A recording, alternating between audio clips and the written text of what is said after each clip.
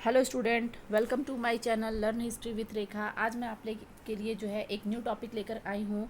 ये जो है क्लास 8 का जो है सेकंड चैप्टर का टॉपिक है the establishment of east India company. ये जो है हमारा स्पेशल वीडियो जो है ये क्लास 8 के स्टूडेंट के लिए है। और इस वीडियो के थ्रू जो है मैं ये आप लोग को बताने की कोशिश करूँगी कि कौन कौन से जो यूरोपियन कंपनी जो थी वो इंडिया में जो है ट्रेड करने के लिए आई थी, और उनका जो है इंडिया के साथ फिर किस तरीके का जो है कंडीशन रहा, क्या सिचुएशन रहा, वो सारी चीज़ें जो है इस वीडियो के थ्रू मैं आपको बताने की कोशिश करूँगी। लेकिन स्टूडेंट आप ध्यान रखोगे, ये जो है फर्स्ट पार्ट है। अब हम लोग इसको स्टार्ट करते हैं और देखते हैं कि कौन कौन सी कंपनियाँ जो थी वो इंडिया में आई थी, यूरोपियन कंट्री। देखिए स्टार्टिंग में है, क्या बोल रहा है कि the European country came to India in the following chronology, जिसमें सबसे पहले जो है वो पुर्तगीज़ है। मतलब कि क्रमानुसार जो है ये मैं यूरोपियन कंट्री का नाम जो है ये यहाँ पे जो है मेंशन की हूँ, जिसमें से जो है सबसे पहला जो नाम है वो पुर्तगीज़ का है। ये जो है इंडिया में कब आया था, तो ये जो है आपका 1498। आपने तो वास्को डिगामा का नाम सुना ही होगा। वास्को डिगामा जो है ये पुर्तगीज़ का जो है था, और ये जो है इंडिया में जो है आया था। वास्को डिगामा को जो है सी रूट का जो है आपका जो है डिस्कवर कहा जाता है कि सी रूट का जो है उसने जो खोज की थी यूरोप से जो है इंडिया आने का, जो है सी रूट का जो रास्ता था वो उसका श्रेय, खोजने का श्रेय जो है वो पुर्तगीज़ को जाता है, वास्को डिगामा। इसके बाद जो है वास्को डिगामा जो है वो 1498 में इंडिया तो आता है, और इंडिया में जो है वो कालीकट आता है। इसके बाद जो है देखिए नेक्स्ट है हमारा द डच। डच जो है वो 1602 में जो है वो इंडिया आया था। फिर द ब्रिटिश है ये 1608, द डेनिस जो है ये 1616, और जो है ये फ्रेंच जो है आपका 1668 में है। ये जो है आपका स्टूडेंट इनके जो है आने का जो है ये ईयर है, कौन कौन सी कंपनियां जो थी वो, और इनका जो ईयर है वो, ये दोनों चीज़ जो है मेंशन किया गया है इंडिया में आने का। अब हम लोग इसके बाद देखेंगे कि ये कंपनियां जो हैं, ये सॉरी कंपनियां नहीं, ये जो यूरोपियन कंट्री जो थी वो इंडिया में जो आई थी, तो इनका जो है आने का क्रम और जो है उनके ईयर, उनके जो आने के जो ट्रेडिंग आने के बाद जो है उन्होंने फर्स्ट ट्रेडिंग जो सेंटर इस्टेब्लिश किया था, वो सब सारी चीज़ों को हम लोग देखेंगे। देखिए मैं आप लोग के लिए जो है एक बहुत ही आसान सा ट्रिक जो है ये बनाई हूँ, और इस ट्रिक के थ्रू जो है आप जो है याद रख सकते हो कि कौन कौन सी यूरोपियन कंट्री जो थी वो इंडिया में आई थी, और उनका आने का जो है कालक्रम क्या था। मतलब कि कौन पहले आया और उसके बाद कौन आया, उसके बाद कौन आया, उसके बाद कौन आया, और लास्ट में कौन था। तो देखिए हमारा जो ट्रिक है उस ट्रिक का नाम है पूड़ी अंडे फ्री। बहुत ही जो है ये फ़नी है। पूड़ी अंडे फ्री जो है ये हमारा ट्रिक है, जिससे पू से आप पुर्तगाल कह सकते हो। ये पुर्तगाल जो है अभी आप स्टूडेंट आप देख रहे हो कि पुर्तगाल को अभी मैं बताई हूँ कि वो 14 जो है 98 में इंडिया आया था। तो 1498 में जो है वास्को डिगामा इंडिया आया था, बट जो है वो वापस घूम फिर करके जो है वो वापस चला गया था। लेकिन फिर 1502 में वापस आने के बाद जो है वो कालीकट में जो है आपका जो है पुर्तगीज़ जो है वो अपना जो है फैक्ट्री जो है ट्रेडिंग सेंटर जो है वो इस्टेब्लिश की थी। इसलिए मैंने यहाँ पे जो है 1502 को मेंशन किए हैं। अब है इसके बाद जो है डच है, डी फॉर डच। डच से देखिए आपका क्या है कि ये जो है डच जो है वो 1605 में जो है ये मसूलीपट्टनम में जो है अपना ट्रेडिंग सेंटर जो है इस्टेब्लिश करती है। डच ईस्ट इंडिया कंपनी को मैं बताई हूँ कि ये जो है इंडिया कब आई थी, तो 1602 में। लेकिन जो है ये मसूलीपट्टनम में जो है 1605 में जो है अपना ये ट्रेडिंग सेंटर जो है ये इस्टेब्लिश करती है। उसके बाद जो है अंग जो है से जो है आपका अंग्रेज है। अंग्रेज से जो है ये 1608 में इंडिया आया था, और जो सूरत में जो है अपना ट्रेडिंग सेंटर को जो है ये इस्टेब्लिश किया। इसके बाद है डे फॉर डेनिस हो गया आपका। डेनिस जो है 1616 में तमिलनाडु में जो है ये अपना ट्रेडिंग सेंटर को इस्टेब्लिश किया था। फ्री से हो गया आपका फ्रांसीसी फ्रांस। ये जो है 1668 में जो है सूरत में जो अपना ट्रेडिंग सेंटर इस्टेब्लिश किया था।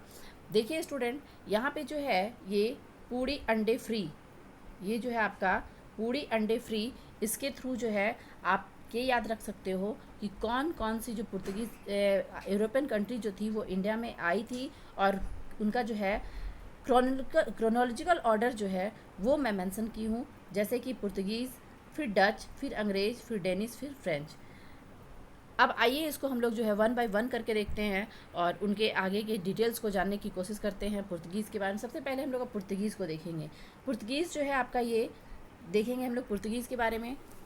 देखिए क्या बोल रहा है कि the Portuguese were the first to set foot on Indian land. Portuguese वो पहला यूरोपियन था जो इंडिया की धरती पर, भारत की सरजमी पे जो है वो कदम रखा था। Following Vasco da Gama many Portuguese trader reaches Malabar coast in South India. Vasco da Gama को फॉलो करते हैं, मतलब वास्को डिगामा के बाद जो है बहुत सारे जो है ट्रेडिंग जो है ट्रेडर्स जो है वो इंडिया में जो है आए और मालबार कोस्ट में रिच, मतलब कि मालबार कोस्ट जो है वो वहाँ पे आए थे और वहाँ पे आकर के जो उन्होंने ट्रेड करना शुरू किया। They establish their trading centre at Cochin, और जो है उन्होंने सबसे पहले जो अपना ट्रेडिंग सेंटर जो है वो कहाँ पे इस्टब्लिश किया था, तो कोचीन में, जिसे अभी कोची कहा जाता है। नाव गोवा, दमन एंड दीव, और फिर आगे चल कर के जो है आपका गोवा, दमन और द्वीप में। दे कॉन्करेज दीव इन 1509 एंड गोवा इन 1510। देखिए क्या है कि वे जो है आगे चल कर के जो है 1509 में जो है वो दीव को जीतते हैं और 1510 में जो है गोवा को जीतते हैं। Later on they captured Calicut along with Hooghly and Chittagong in the east, और बाद में चल करके जो है वो जो है चितगांव और जो है ये कालीकट, इन दोनों को भी जीत लेते हैं। The superiorities of their arm ship and navigational skill made them the master of the sea which help them to establish their hold instantly. देखिए क्या बोल रहा है कि शुरुआत में जो है जब पुर्तगीज जब इंडिया में आए थे, उन्होंने अपना ट्रेडिंग सेंटर को जब इस्टेब्लिश किया था, तो उनका जो है आपका क्या बोल रहा है कि नेविगेशनल स्किल और जो है आर्मशिप, उनकी जो है नौ संचालक कौशल जो था आपका, मतलब कि जहाज़ वगैरह जो है वो शस्त्र जो हुआ आपका, मतलब औजार वगैरह जो हुआ, वो सब सारे चीज़ों के वजह से, उस सब सारे के हेल्प के वजह से जो है वो जो है अपने आप को जो है इंडिया में जो है स्टेबल कर पाए थे। लेकिन क्या बोल रहा है कि however most of their Indian positions for the were take over by the Dutch and the British companies. लेकिन बाद में चल करके जो है क्या बोल रहा है, हालांकि पुर्तगीज़ के द्वारा जितने भी जीते हुए जो क्षेत्र थे उन सभी को जो है आगे चल करके जो डच और ब्रिटिश जो है वो कैप्चर कर लेते। स्टूडेंट मैं यहाँ पे आपको बता दूँ कि पुर्तगीज़ ये वो यूरोपियन कंट्री है जो इंडिया में जो है सबसे पहले आया था। ये इंडिया में कब आया, तो 1498 में, ये तो आप जान रहे हो। लेकिन ये सबसे पहले आने वाला और सबसे बाद में जाने वाला जो है यूरोपियन कंट्री भी है। ये जो है इंडिया को जो है कब जो है इंडिपेंड किया था, कब फ्री किया था, तो आपका जो है 1961 में। आप देख सकते हो कि इनका जो है टाइमिंग जो है वो बहुत ही लॉन्ग है। ये 1498 में इंडिया आया था और जो है 1961 में जो है ये इंडिया को जो है रिलीफ, मतलब जो है छोड़ा था। देखिए अब आपके मन में ये होगा कि इंडिया तो इंडिपेंड हो गया था आपका 1947 में, तो ये 1961 तक जो है ये पुर्तगीज़ के कंट्रोल में कौन सा एरिया था, तो ये गोवा जो है ये पुर्तगीज़ के कंट्रोल में था 1961 तक। 1961 में जो है पुर्तगीज़ जो है ये गोवा को जो है फ्री कर देते हैं, उसको इंडिपेंड कर देते हैं। अब हम लोग आगे देखते हैं। नेक्स्ट है हमारा डच ईस्ट इंडिया कंपनी। देखिए डच ईस्ट इंडिया कंपनी क्या है कि देखिए Dutch east India Company was formed in 1602। Dutch east India Company जो है ये फॉर्म, मतलब ये बना कब था, तो 1602 में by the people of the hailing from the Holland और द नीदरलैंड। ये डच जो है किसे कहा जाता है, तो जो हॉलैंड और नीदरलैंड के जो पीपल्स थे उन्हें ही डच कहा जाता है। They to establish their trading centre the factories along the coastal areas of the India. देखिए यहाँ पे क्या बोल रहा है कि इन्होंने जो है अपना ट्रेडिंग सेंटर जो है वो कोस्टल एरिया में, इंडिया के जो है कोस्टल एरिया में जो अपना ट्रेडिंग सेंटर और फैक्ट्री को जो है वो इस्टेब्लिश किए थे इन मसूलीपट्टनम। देखिए यहाँ पे क्या है, इन मसूलीपट्टनम। सबसे पहला जो है डच का जो है इस्टेब्लिश किया हुआ जो ट्रेडिंग सेंटर था वो क्या था, मसूलीपट्टनम। उसके बाद है they establish their first factory. Later उन्होंने जो है सबसे पहला फैक्ट्री जो है मसूलीपट्टनम में जो है इस्टेब्लिश किया। बाद में जा कर के जो है बोल रहा है आपका कि later also established factories in Chinsura, फिर है पुलिकट, अहमदाबाद, बारूच एंड सूरत। बाद में जा कर के जो है ये आपका जो है चिनसुरा, पुलिकट, अहमदाबाद, बारूच एंड सूरत में जो है ये अपना ट्रेडिंग सेंटर को जो है इस्टेब्लिश करते हैं। और देयर रियल इंटरेस्ट ले in trade with the Indonesian island. देखिए क्या बोल रहा है कि इनका जो है रियल में जो इंटरेस्ट था वो किसकी तरफ था, तो इंडोनेशियन आइलैंड की तरफ। They were the engage in a profitable spices trade. ये जो है हमेशा जो है बिजी रहे किस चीज़ में, तो प्रॉफिटेबल स्पाइसेस ट्रेड, मतलब ये जो ट्रेड जो करते थे वो किसका, तो स्पाइसेस का, मसालों वगैरह जो होते हैं उनका जो है ये ट्रेड करते थे और उससे जो है इन्हें अच्छा बेनिफिट मिलता था। They were defeated by the British who took over the control of their Indian positions. क्या बोल रहा है कि आगे चल करके जो है आपका डच के जो जितने भी जो फैक्ट्री थे, जो जितने भी जो उनके जो ट्रेडिंग सेंटर थे, उन सभी भी जो है ब्रिटिश जो है वो कंट्रोल कर लेता है। और दुर्भाग्यवश जो है ब्रिटिश डच जो है वो लॉन्ग टाइम तक जो है इंडिया के साथ जो ट्रेड नहीं कर पाता है। ब्रिटिश जो है वो उसे इंडिया से खदेड़ देता है, भगा देता है, और जो है ब्रिटिश का जो है वो कंट्रोल हो जाता है उन सभी क्षेत्रों पे जहाँ पे डच का कंट्रोल था। नेक्स्ट अब हम लोग देखेंगे, नेक्स्ट हमारा ब्रिटिश है। देखिए ब्रिटिश जो है ये तो आप अच्छे तरीके से जान रहे हो, अंग्रेज जो इंडिया पे जो है लगभग 200 साल तक शासन किया था। और जो है इसके बारे में हम लोग जानेंगे। देखिए है क्या है आपका कि Queen Elizabeth first of England grant a charter to the East India Company in 1600। The charter gave sole right to the East India Company. देखिए company to do business in India. देखिए क्या बोल रहा है कि क्वीन एलिजाबेथ फर्स्ट जो थी उसने जो है ग्रांट किया था एक चार्टर, और वो चार्टर के थ्रू जो है ईस्ट इंडिया कंपनी को जो है फॉर्म किया गया था 1600 में। और इस चार्टर के थ्रू जो है ईस्ट इंडिया कंपनी को जो है अधिकार दिया गया था कि वो जो है इंडिया के साथ बिजनेस कर सकती है, इंडिया के साथ जो है वो ट्रेड कर सकता है। अब इसमें देखिए हम लोग अब जान गए कि इंडिया के साथ जो है ट्रेड करना चाहता था कौन, ब्रिटिश। लेकिन आपके मन में ये होगा कि इंडिया तो ब्रिटिश जो है वो तो ट्रेड किया ही नहीं था। तो सही बात है, ब्रिटिश ट्रेड तो किया, लेकिन ट्रेड से ज़्यादा है जो इंडिया पे क्या किया, शासन किया, इंडिया को जो है पूरे अपने अधीन कर लिया था। देखिए नेक्स्ट हमारा क्या बोल रहा है यहाँ पे कि the Indian companies was a mercantiles trading company. क्या बोल रहा है कि Indians company was the mercantile trading company. ये जो है जो आपका ईस्ट इंडिया कंपनी जो था ये आपका कॉमर्शियल ट्रेडिंग कंपनी था। ये सिर्फ जो है व्यापार करना चाहता था, अपना जो है प्रॉफिट कमाना चाहता था। आपका क्या बोल रहा है कि mercantile trading companies in student, 1 second मैं आपको ये बता दूं, ये जो आप देख रहे हो कि ये क्या है तो इसको मैं इसके बाद डिस्कस करूंगी। ये प्रिंस चार्ल्स और जो है इसकी वाइफ का नाम है ये कैटरीना हेरिटेज ब्रेगेंजा। इन दोनों की जो है स्टोरी भी मैं आपको बताऊंगी अभी इसके बाद। देखिए क्या बोल रहा है कि मैक्ट्रियल जो है mercantile trading companies in those days did not have two fair competitions from other English trading company and made profit without any competition। देखिए क्या बोल रहा है, जो कॉमर्शियल कंपनी जो था ईस्ट इंडिया कंपनी, ये जो है स्टार्टिंग में जब ये ट्रेड करता है तो इसे किसी भी तरह का जो है कंपटीशन का जो है कोई भी जो है ये डर नहीं था। और जो है ये जो है बिना जो है डर के जो है ये सिर्फ और सिर्फ जो है बेनिफिट पे जो है सिर्फ और सिर्फ प्रॉफिट पे जो है ये ध्यान दे रहा था, विदाउट एनी कंपटीशन, मतलब किसी भी तरह का कोई कंपटीशन नहीं था।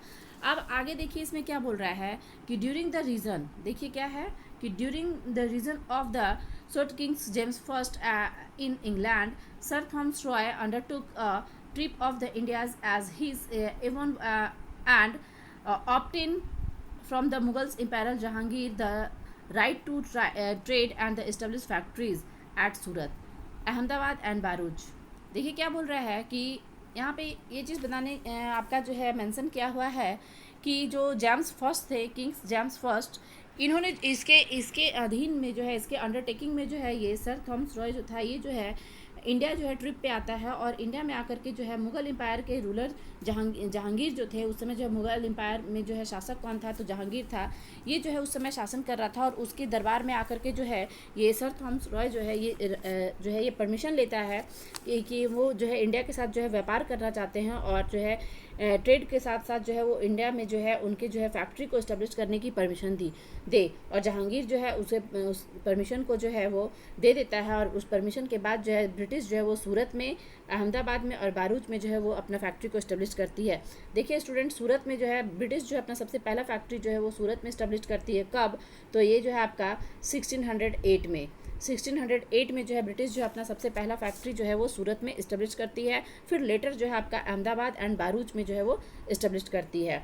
अब देखिए क्या बोल रहा है कि in 1636 Fort Saint George was built at Madras और जो है क्या बोल रहा है कि 1639 में जो है आपका मद्रास में, चेन्नई जो अभी प्रेजेंट नेम है आपका चेन्नई में जो है वो जो है फोर्ट सेंट जॉर्ज के नाम से जो है एक जो है फैक्ट्री को जो है वो इस्टेब्लिश करते हैं, ट्रेडिंग फैक्ट्री को। और आगे चल करके देखिए फिर यहाँ पे क्या है कि इन 1668 Kings Charles second 1668 Kings Charles II of England got the cities of Bombay as dowry following the marriage to the Portuguese princess Katrina Harriet Braganza. देखिए क्या बोल रहा है, कैटरीना हैरिएट ब्रेगेंजा जो है उससे जो है उसकी शादी होती है, किसकी, तो चार्ल्स वेज की। देखिए मैं अभी आपको बताई थी कि मैं अभी बताऊंगी आपको।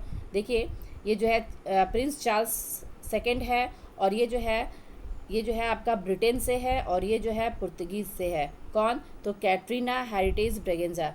ये जो है इन दोनों का जो है विवाह हो जाता है, और इन दोनों के जो है शादी के बाद जो है कैटरीना पुर्तगीज़ की तरफ से जो है ब्रिटेन को, ये प्रिंस चार्ल्स को जो है आपका बॉम्बे जो है ये दहेज के रूप में जो है, डॉरी के रूप में है जो दे दिया जाता है। तो इससे तो आप ये जान रहे होंगे स्टूडेंट कि बॉम्बे जो था वो पहले किसके अधीन था, तो वो जो है पुर्तगीज़ के अधीन था। बाद में जब प्रिंस चार्ल्स के साथ जब आपका जो है कैटरीना हैरिटेज ब्रेगेंजा का जब मैरिज हो जाता है, तो उस मैरिज के बाद जो है, शादी के बाद जो है ये बॉम्बे जो है आपका प्रिंस चार्ल्स को जो है as a dowry, as a gift के रूप में जो है प्रेजेंट कर दिया जाता है। तो अब जो है ब्रिटिश के कंट्रोल में जो है वो बॉम्बे जो था वो भी हो गया। इसके बाद नेक्स्ट देखिए आपका यहाँ पे फिर है आपका कि in 1719 the British build Fort William in Kolkata. और 1719 में जो है ब्रिटिश जो है आपका फोर्ट विलियम जो है आपका कोलकाता में जो है इस्टेब्लिश करता है। और ये फोर्ट विलियम स्टूडेंट ये आज भी प्रेजेंट है, और ये फोर्ट विलियम में जो है आपका अभी जो है आपका हमारी जो है सेना जो है, आर्मी जो है वो वहाँ पे जो है उनका कैंप है। दे trade in cotton, tea, indigo and salt paper. ये जो ब्रिटिश जो थी वो इंडिया के साथ किस चीज़ का ट्रेड कर रही थी, तो वो जो है इंडिया के साथ जो है आपका cotton, tea, indigo and salt paper का जो है व्यापार कर रही थी। In 1717 Mughal empire Farrukhsiyar grant the permission right to the trade in Bengals, Bihar and Orissa. देखिए क्या बोल रहा है कि 1717 में जो ये फारूकसियार जो था, ये जो है ब्रिटिश को जो है ये परमिशन दे देता है कि वो इंडिया के साथ जो है इंडिया में जो है वो बंगाल, बिहार और उड़ीसा के साथ जो है वो एक कंडीशन के थ्रू जो है वो व्यापार कर सकता है। और वो क्या था, मेक टोकन पेमेंट जस्ट 3000 पर एनुअल। क्या बोल रहा है कि साल में जो है सिर्फ 3000 रुपये दे करके जो है वो बंगाल, बिहार और उड़ीसा के साथ जो है वो व्यापार कर सकता है। बंगाल, बिहार और उड़ीसा के साथ आगे चल करके जो है बंगाल जो है को जो है पूरा फ्री कर देता है ट्रेड के लिए। फिर देखिए क्या बोल रहा है कि soon the East India Company manage to win over most of the Portuguese and the Dutch establishment. आगे चल करके जो है वो ईस्ट इंडिया कंपनी जो थी वो पूरे अच्छे तरीके से जो है पुर्तगीज़ और डच के द्वारा जो भी इस्टेब्लिश किए गए थे इंडिया में, जो भी फैक्ट्री जो इस्टेब्लिश किए गए थे उन सभी को जो है वो कैप्चर कर लेती है और जीत जाती है और अपने अधीन कर लेती है। However they fact stiff resistance from the French. लेकिन फिर भी जो है बहुत ही जो है डिफ़िकल्ट होता है फ्रेंच के साथ जो है फाइट करने में। देखिए क्या है कि फ्रेंच के साथ जो है फाइट करने में बहुत डिफ़िकल्ट होता है। डच को वो जो है डच का जीता हुआ क्षेत्र जो है वो ले लेता है, पुर्तगीज़ को जो है का क्षेत्र ले लेता है, फिर आपका डेनिश है आगे उसका ले लेता है। लेकिन फ्रेंच जो है इसके साथ जो है दोनों का जो है बहुत कंपटीशन रहा। ब्रिटिश जो है वो और ये फ्रेंच, ये दोनों का जो है कंपटीशन जो है वो बहुत ही तगड़ा होता था। और ये दोनों जो है इन दोनों में जो हमेशा जो है बनती नहीं थी। दोनों चाहते थे कि हमेशा जो है एक दूसरे से जो है ज़्यादा बेनिफिट कमाएं, और इसके लिए दोनों एक दूसरे के साथ कुछ भी कर गुजरने के लिए वो तैयार रहते थे। नेक्स्ट हमारा है देखिए द डेनिश। क्या बोल रहा है, the Danish East India Company. देखिए the Danish East India Company was establish in 1616। Danish East India Company जो है ये 1616 में जो है ये आपका जो है इस्टेब्लिश्ड हुआ था। The East India Companies established its first trading center on the eastern seaboards of the Indians in 1620। देखिए क्या बोल रहा है कि जो आपका जो है डेनिश ईस्ट इंडिया कंपनी जो था वो 1620 में जो है अपना पहला ट्रेडिंग सेंटर जो है वो इस्टेब्लिश करता है तमिलनाडु में। फिर है आपका in 1755 the Danish East India Company establish its settlement at Shrirampur in Bengal, but these companies never could not flourishing in 1845। He sold his कोठी टू द ब्रिटिश गवर्नमेंट। देखिए क्या है कि 1755 में जो है डेनिश ईस्ट इंडिया कंपनी जो थी ये अपना फैक्ट्री जो है वो इस्टेब्लिश कर लेती है श्री रामपुर बंगाल में। लेकिन क्या बोल रहा है कि but this company is never could not flourishing in 1845। ये कंपनी जो है 1845 तक जो है ही जो है वो इंडिया में ट्रेड कर पाती है। उसके बाद जो है ये जो है बहुत अधिक जो है फल फूल नहीं पाती है, इसका जो है अधिक बेनिफिट नहीं होता है, और बाद में चल करके जो है ये क्या करती है, अपनी जितनी भी कोठियाँ थी, जितनी भी जो फैक्ट्री थी, वो जो है ब्रिटिश को जो है वो सेल कर देती है, ब्रिटिश को जो है बेच करके जो है वो वापस चली जाती है। तो अब स्टूडेंट आप देख रहे हो कि सबसे ज़्यादा जो है पलड़ा भारी किसका है, सबसे ज़्यादा जो है उस जो है इंडिया के साथ ट्रेड कौन कर रहा है, इंडिया में सबसे ज़्यादा जो है कंट्रोल किसका है, सबसे ज़्यादा अधिकार किसका है। तो अब हम लोग नेक्स्ट देखेंगे, आपका लास्ट जो है आपका बचा हुआ है French East India company. French East India Company देखिए क्या है कि the French East India Company जो है ये French East India Company was established in 1664। देखिए फ्रेंच ईस्ट इंडिया कंपनी जो है वो 1664 है। स्टूडेंट मैं आपको पहले अभी बताई थी कि फ्रेंच ईस्ट इंडिया कंपनी जो है वो इंडिया में 1668 में आई थी। अब यहाँ आप देख रहे हो कि वो 1664, तो 1664 में जो है इस्टेब्लिश्ड हुआ था, ठीक उसी तरह से जिस तरह से ब्रिटिश ईस्ट इंडिया कंपनी जो है वो जो है आपका जो 1606 में इस्टेब्लिश्ड हुआ था, ठीक उसी तरह से जो है ये फ्रेंच ईस्ट इंडिया कंपनी जो है ये 1664 में इस्टेब्लिश्ड हुआ।